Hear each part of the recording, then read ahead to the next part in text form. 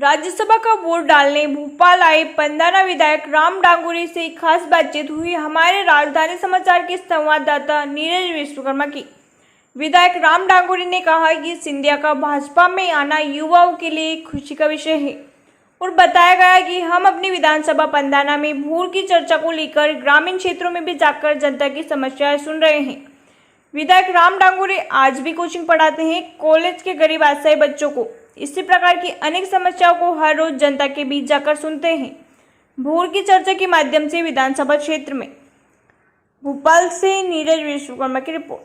नमस्कार, आप देख रहे हैं राजधानी समाचार। जिस प्रकार से मध्य प्रदेश में राज्यसभा के चुनाव हो रहे हैं तो अन्य अलग अलग क्षेत्रों से विधायक एमएलए सब आ रहे हैं अपना वोट के लिए। इनसे थोड़ा हम जानकारी लेते हैं। क्या नाम है, आप कहाँ से आए हैं, थोड़ा परिचय भी दीजिए। काफ़ी दिन बाद मैं राम डांगोरे जी मध्य प्रदेश के खंडवा जिले की पंधाना विधानसभा से विधायक हूँ। जी जी, क्या वोट दिया आज आपने?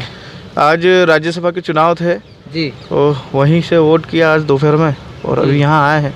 जी, चाइना को लेकर क्या रणनीति है भाजपा की, आपकी सरकार की, केंद्र सरकार के लिए क्या कहेंगे? चाइना को लेकर के मोदी सरकार अपने स्तर पर रणनीतियाँ बना रही है। जी जी जी। और हम लोग भी जमीनी स्तर पर हमसे जो हो सकता है, क्योंकि बॉर्डर पे हमारे देश के सैनिक तो लड़ रहे हैं, लेकिन आंतरिक रूप से हम चाइना को क्या नुकसान दे सकते हैं। जैसे कि चाइना का बहुत सारा सामान यहाँ पर आता है, हम लोग खरीदते हैं। सुई से लेकर के तो पतंग के मंजे तक प्रत्येक छोटी छोटी और बड़ी बड़ी वस्तुएं चाइना से यहाँ पर इंपोर्ट हो रही है।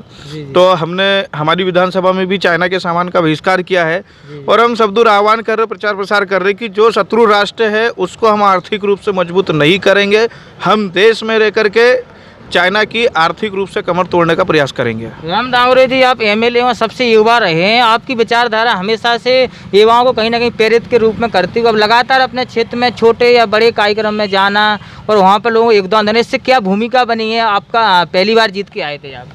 देखिए, पहली बार जीत करके आया हूँ, कम उम्र का हूँ, तो मैं विद्यार्थी की भूमिका में हूँ। मैं हर चीज़ को करीब से देखता हूँ, उसको बारीकी से उसकी जांच पड़ताल करता हूँ, जनता से सीधे कम्युनिकेट करने की कोशिश करता हूँ कि जनता की जो भी समस्या है उनका सीधा सीधा मैं स्वयं समाधान करूँ। प्रत्येक छोटे से छोटे और बड़े से बड़े कार्यक्रम में मैं खुद जाता हूँ, किसी प्रतिनिधि को नहीं भेजता हूँ और जो भी समस्या आती है उनको मैं खुद समझता हूँ। अभी भोर की चर्चा करके मैंने कार्यक्रम निकाला है। पर डे सुबह 6 बजे मैं एक गाँव में जाकर के खड़ा हो जाता हूँ, पूरी जनता की समस्या को सुनता हूँ और वहीं के वहीं उनका समाधान करने का प्रयास करता हूँ। आप स्टूडेंट से रहे, फिर टीचर का काम भी किया, पढ़ाई भी, आज भी कोचिंग चालू है आपकी? हाँ, कोचिंग पढ़ाता हूँ मैं। Economics, geography, history, computer, games, atrocity act, civil right, human right आज भी पढ़ाता हूँ मैं।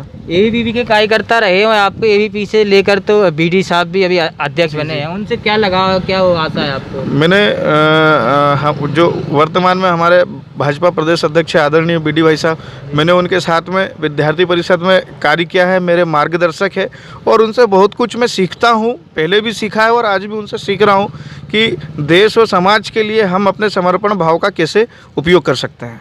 पिछली बार अपनी मुलाकात हुई तो सत्ता में कांग्रेस थी और आप विरोधी बन के बैठे थे भाजपा में, और इस बार मुलाकात हो रही तो अब सत्ता में आपकी पार्टी है भाजपा और विरोधी बन के कांग्रेस बैठी है। अब क्या कहोगे आप? तो मतलब कांग्रेस खुद आज जिस स्थिति में है वो अपने कर्मों के कारण है। किसानों को कर्जे माफी का झूठा आश्वासन दिया, आज किसानों की बद्दुआएं हाय कला, गरीबों को जो उन्होंने नुकसान दिया, किसानों को जो नुकसान दिया, युवाओं के लिए कोई रणनीति नहीं बनाई। 1.25 साल उन्होंने ऐसे ही निकाल दिया। कोई बिजली बिल माफ़ नहीं करा, कोई स्कॉलरशिप पास नहीं करी, कोई किसानों के लिए योजना नहीं लाया, कोई महिलाओं के लिए कोई योजनाएं नहीं लाया, किसी के लिए कुछ काम नहीं करा। सिर्फ उन्होंने ट्रांसफ़र उद्योग चलाया है, इसको उधर फेंको और उधर फेंको, इसके अलावा कोई काम नहीं करा। उनका खुद का ट्रांसफ़र हो गया।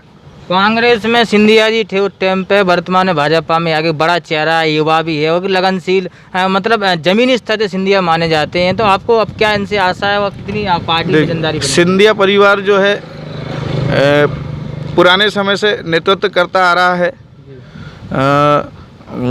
उन्हें राजनीति विरासत में मिली है, उनके ब्लड में है। निश्चित रूप से हमको भी उनसे कुछ न कुछ सीखने के लिए मिलेगा। उनका पार्टी में स्वागत है। ठीक, आपका बहुत बहुत धन्यवाद जो राजधानी समाचार को अपने समय दिया। कोरोना वायरस की महामारी में क्या संदेश देना चाहते हैं आप? मैं यही संदेश देना चाहता हूं कि सोशल डिस्टेंस का पालन करें जी, और जो लॉकडाउन घोषित किया गया है उसका पालन करें। ऐसे लोग जिनको बीपी, शुगर या मोटापे की समस्या से जो जूझ रहे हैं वो बराबर इससे सेफ्टी रखे, बॉडी की इम्यूनिटी पावर को बढ़ा करके रखे, क्योंकि सबसे ज़्यादा खतरा 55-60 साल से उम्र वालों को इससे हो रहा है। और ख़ासकर ऐसे लोग जो पहले से किसी न किसी बीमारी से लड़ रहे हैं उनको कोरोना से तो 100% सेफ्टी रखना ज़रूरी है। और सभी युवाओं से यही निवेदन करना चाहता हूँ कि व्यापक स्तर पर इसका प्रचार करें ताकि हम इस बीमारी से अच्छे से लड़ सकें। लास्ट बार राहुल गांधी कहते हैं कि बगैर हथियार लिए कैसे बॉर्डर पे पहुंचा, कौन जिम्मेदार, इस पे क्या देखिए, ये तो जैसा उनको पूरी जनता बोलती है वो पप्पू के पप्पू ही निकले। चाइना और भारत के बीच में पिछले समय में कुछ समझौते हुए हैं, जिनमें से एक ये भी था कि जब दो देशों के सिपाही आपस में मिलेंगे तो उनका जो फेसअप होता है तो उनको कोई हथियार लेकर के नहीं जाना है। चूँकि वहाँ भिड़ंत हुई है, उन्होंने पीछे से हमला किया, फिर भी जो हमारे जवान शहीद हुए हैं, लेकिन उनके भी 43-45 जवानों को ले करके गए हैं, उनको भी मारा है। और राहुल गांधी जी को इस समय मोदी के खिलाफ नहीं होना चाहिए, चीन के खिलाफ होना चाहिए। तो यही एक अच्छी राष्ट्रवादिता का उदाहरण प्रस्तुत होगा। इस प्रकार के कमेंट उनकी मानसिकता को दर्शाता है, किस प्रकार का बचपना है उनमें। राज्यसभा में क्या आशा करके वोट डाल के आप आए हैं? हमारी पार्टी के समर्थक माननीय सिंधिया जी, माननीय सोलंकी जी विजयी होकर के आएंगे। हमने वोट किया है और निश्चित रूप से उन्हें विजय मिलेगी। बहुत बहुत धन्यवाद राजधानी समाचार में आपने समय दिया, ऐसे ही आप युवाओं को प्रेरित करते रहें। जी धन्यवाद है। युवा वो चेहरे थे जिनसे हमने काफ़ी मुद्दों में बात की है, चाइना को लेकर भी बात की है और राहुल गांधी को लेकर भी बात की, और जो सिंधिया जी जो मध्य प्रदेश की कांग्रेस पार्टी छोड़ के जो भाजपा में आए उनसे ही बात की है। तो ऐसे युवा विधायक राम डांगरू जी हमारे पास थे, उनसे हमने काफ़ी मुद्दों पर चर्चा भी की। आपको हम जो विधायक जो राज्यसभा को चुनाव को लेकर वोट डालने आए उनसे मिलवाएंगे, उनसे भी साफ हम जानकारी भी लेंगे। क्या कांग्रेस के विधायकों में क्या आज भी कुछ ऐसे जा सकते हैं बीजेपी में, उनसे भी बात करेंगे। उनका भी मनगढ़ंत क्या कहानियाँ चल रही हैं, कई तरह के संदेश आ रहे हैं भाजपा को लेकर भी और कांग्रेस को लेकर भी। कांग्रेस के विधायक क्या फिर से बीजेपी में जा सकते हैं, ये भी एक हाल का मुद्दा है। राजधानी समाचार से एमएलए रेस्ट हाउस से नीरज विश्वकर्मा की report, Bhopal Madhya Pradesh. Subscribe now and press the bell icon.